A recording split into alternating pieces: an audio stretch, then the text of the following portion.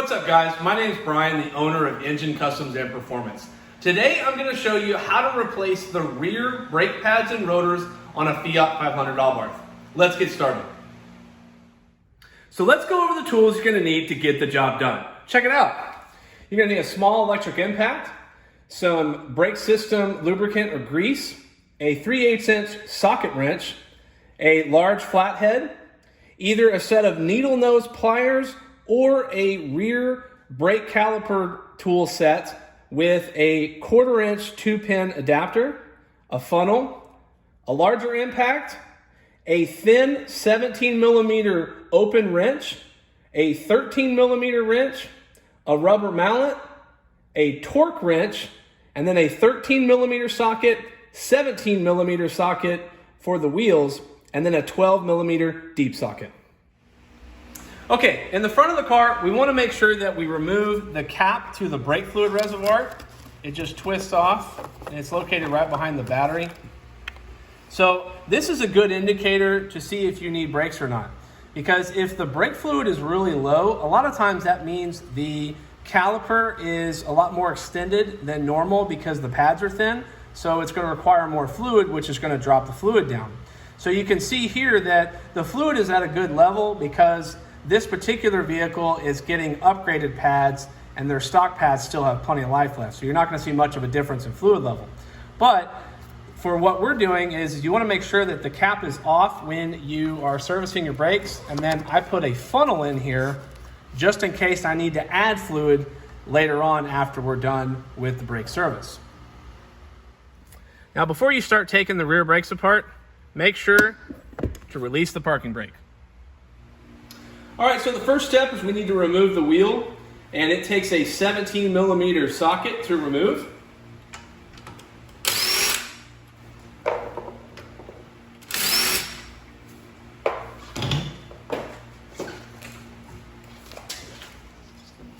All right, now we need to separate the caliper from the caliper bracket.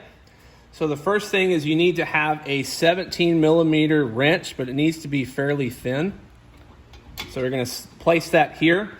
And then you're going to take a 13mm socket. I have a small extension with my 3/8" socket wrench. And I'm going to go ahead and loosen these. Do the top one first.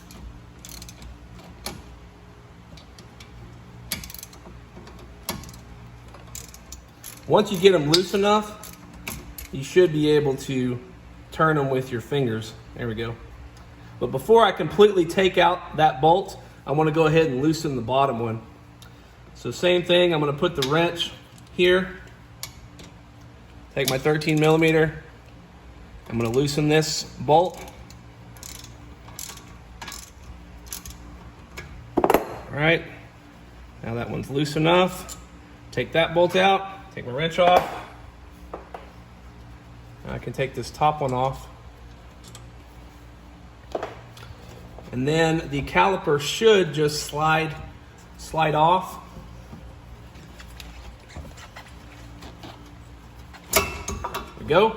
And once you have it off, you can simply place it off to the side, like so. As you can see, there's not really any pinching on the brake hoses, so they're fine just to set it aside. Okay, next we need to remove this bolt and this bolt, which secures the bracket. So you're going to take a 13mm wrench to loosen it.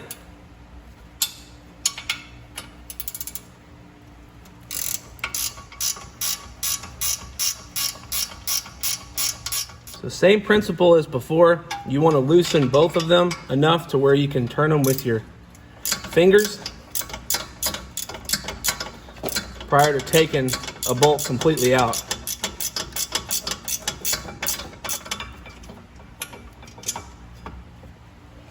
There's one.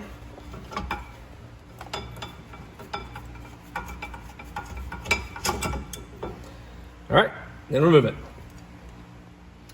All right, now we need to remove the rotor. It's secured with these two pins.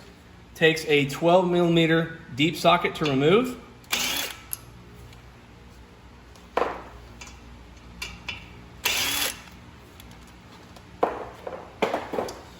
Now the rotor should come right off, but if you can't move it, like you can see here, this thing is pretty stuck on, and you can see all this corrosion surrounding it here. So what you may have to do is take a rubber mallet, and you see this opening where the backing plate is. This is the area where you can bang it with the rubber mallet. So it looks like we're gonna have to do that. Oh, just one tap, comes right off. All right, so now that we have the rear brake pads and rotors removed from the vehicle, let's go over what we're gonna be replacing them with. Check it out. So we're gonna be replacing the rotors with a set of brake performance cross-drilled and slotted rotors in a black zinc finish. And we're gonna be replacing the pads with a Hawk High Performance Street 5.0 brake pad, which provides a more aggressive bite with minimal brake dust. Now you can purchase these pads and rotors directly on our website at ngencustoms.com. Let's get these things installed. All right, now we're gonna put the new rotors on. Now the great thing about brake performance rotors is, one, they put the part number, and then you can see right here is L for left. And since we're doing the left side, makes it easy to put the rotor on the right side. You can also see, the slots here, they go in the direction of the car, with the car, this being the front and this being the rear. So it makes it easy so you don't mess that up. So now we're gonna put the rotor on. And we're going to take those pins here, screw those back in, which again, another nice feature of these brake performance rotors is they have the holes for them.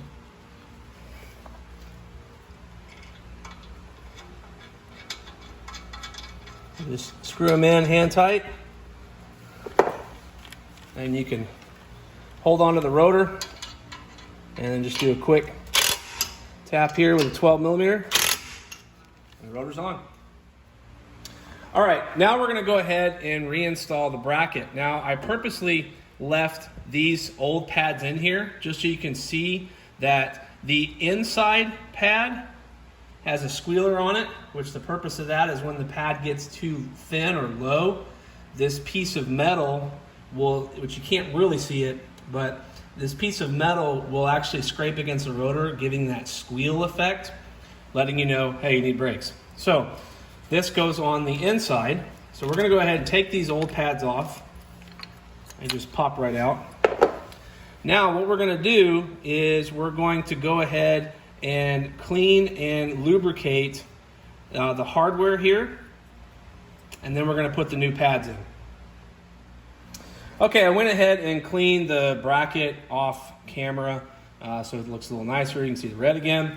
You can use brake clean, or you can use like a wet rag and just kind of really wipe in there, and you can get majority of it. So now that we have that, we need to again lubricate the contact points. So you got the hardware here. So we're gonna start first with the bracket. Now Hawk does give you some high temperature brake part lubricant. Comes in a little pouch, which you can use that. But for today, I'm going to be using the CRC brake system grease just because it's a bigger tube and I can use a little bit more of it. And plus it's a little bit easier to get out. So what I'm gonna do is I'm gonna put a little dab of lubricant in each little spot. Don't need a lot, just a little bit. So I'm gonna put a little dot.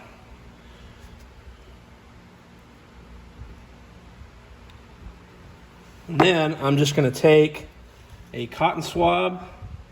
I'm just gonna kind of rub it all on the hardware, like so.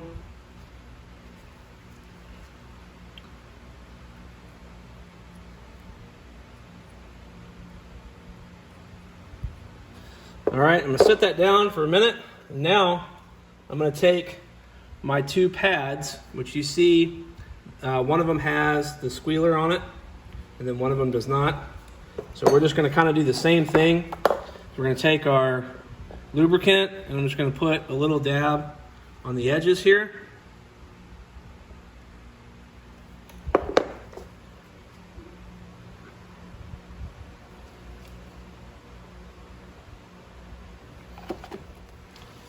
And just take the cotton swab and just kind of coat the contact points.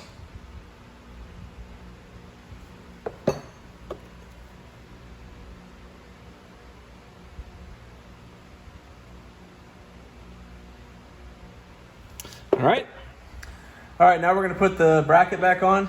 Now I've already put the bottom bolt into the hole just to make it easier for me to line everything up.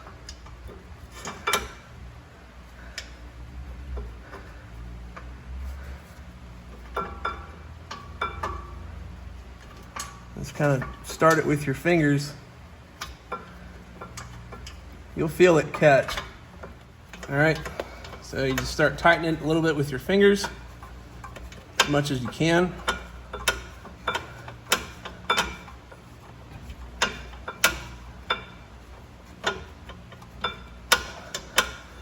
And before I put the top bolt in, I go ahead and tighten this one down as much as I can because it's a lot easier to tighten it with that 13mm wrench. So I'm going to do that now.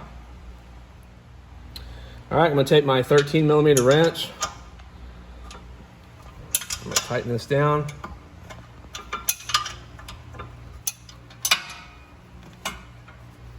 All right, now that I got it just about tight, now I can line up the other hole.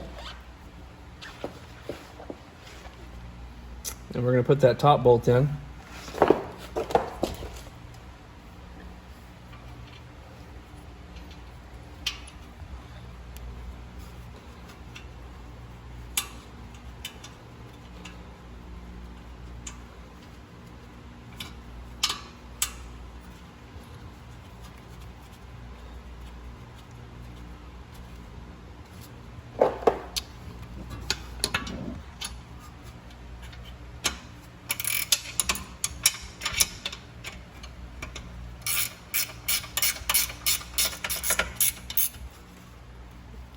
All right, make sure it's tight. Then go back to the bottom bolt. Make sure it's tight as well.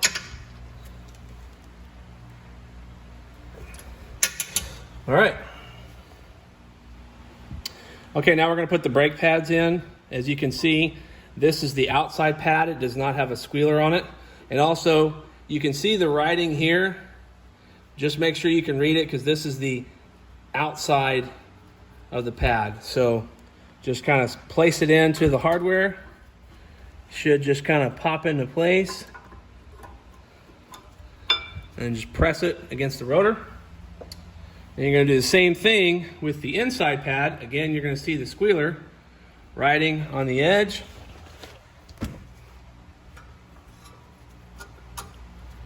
Slide it into place, press against the rotor. And now we're going to get the caliper onto the bracket. Okay, I went ahead and cleaned the caliper off camera. Same thing, you can use brake clean or a wet rag just to make it red again. So what we're going to do is we need to push the caliper piston back in. Now this caliper is different from the front because this piston here, you have to twist it in order to get it pushed back in, whereas the front, you can take an old brake pad and press it back down. So you have two options on how you can do this. Now, what I would recommend is making a small investment and purchasing a rear brake caliper tool set, which what this is this enables you to twist that piston easily on a bunch of different brake systems. And it has adapter plates. And these adapter plates are what actually hook into this piston, enabling you to twist it. So this one here, the one that works for this particular caliper, is an 1.25" 2-pin adapter. So what you're going to do is you're just going to put it onto the tool here. It's magnetic, so it will stay without issue. And then you're going to hook it in here. You'll feel it kind of get into the holes, just like so. And then once you get it into the holes,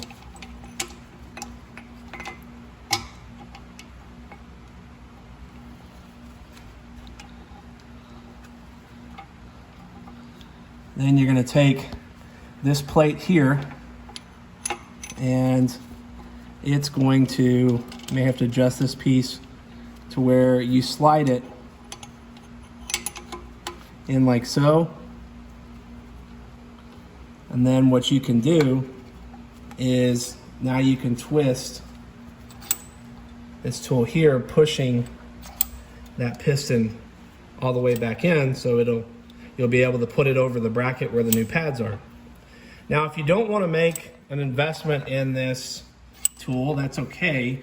The alternative is you can actually use a set of needle nose pliers, and typically you can twist them, but it is a little bit harder to do that. So just kind of let you know there. So now that I have it all the way in, you're gonna see now that, it's like, oh no, it's stuck. So all you have to do is just take a flathead to pry this piece out, and then this will come right off.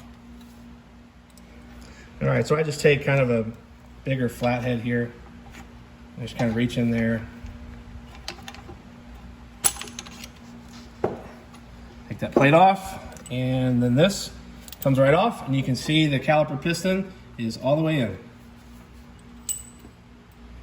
Okay, now we're going to take the caliper and we're going to slide it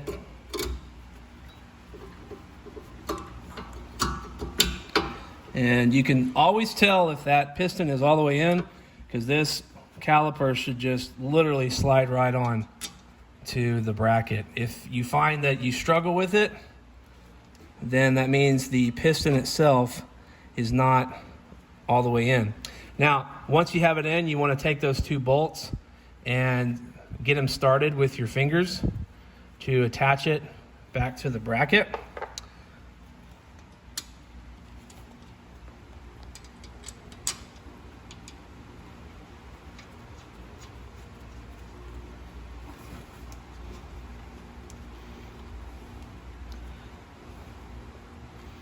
And now we need to tighten them up. So again, we're going to take our 17 millimeter, put it here, and then take our 13 millimeter socket to tighten it down. Do the same thing on the bottom.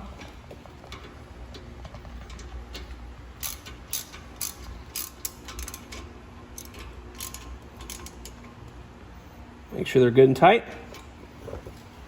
There you go. All right, now that we're done, let's go ahead and remove the funnel.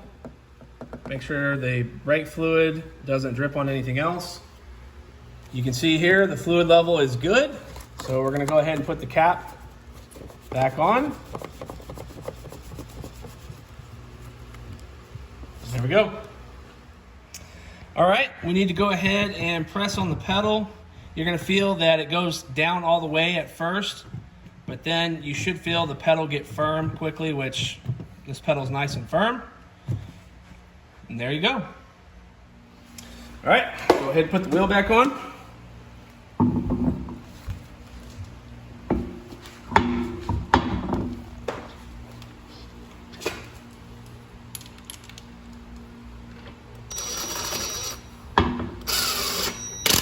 Secure the lug nuts with the 17 millimeter socket.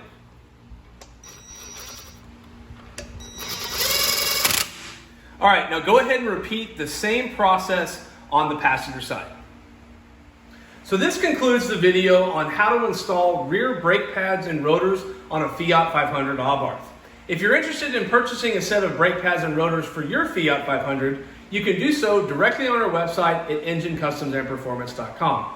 And if you'd like to support the channel, we have engine hats, hoodies, and t-shirts also available on the website. And if you like the video, make sure to give it a thumbs up and hit that subscribe button and notification bell so you never miss any future install videos or awesome Abarth content. And until next time, I'm out.